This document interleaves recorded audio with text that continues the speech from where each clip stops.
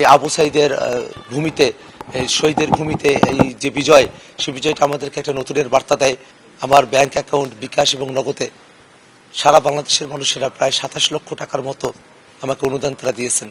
এবং কাউনিয়া পীরগাছার যারা জনগণ আছেন, বিভিন্ন সময়ে কেউ বা ৫০,০০০, কেউ বা ১,০০০, ৫০০ বা ১০ টাকা, ১ লাখ, এরকম নানা অঙ্কের তারা যে আমাকে অর্থটা দিয়েছেন, তার পরিমাণে প্রায় ৩.৫ লক্ষ টাকার উপরে।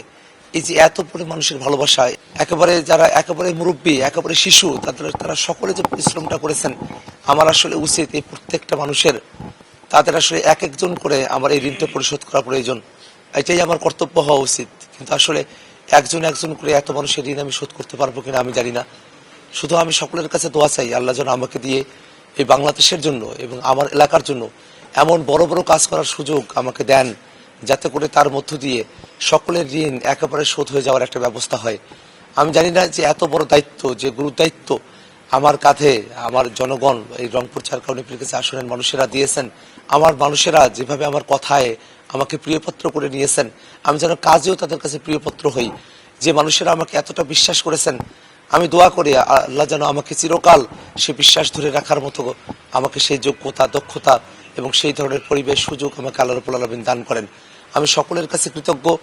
আমি এই আসনের প্রত্যেকটি ভোটারের কাছে কৃতজ্ঞ।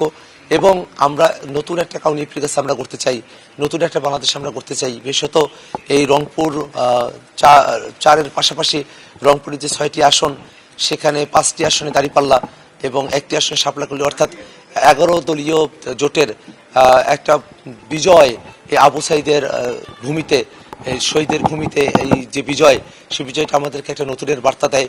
আমরা নতুন এক বাংলাদেশের প্রত্যাশায় আছি। আল্লাহ রাব্বুল আলামিন যেন আমাদের সে প্রত্যাশাকে কবুল করেন, এটাই প্রার্থনা।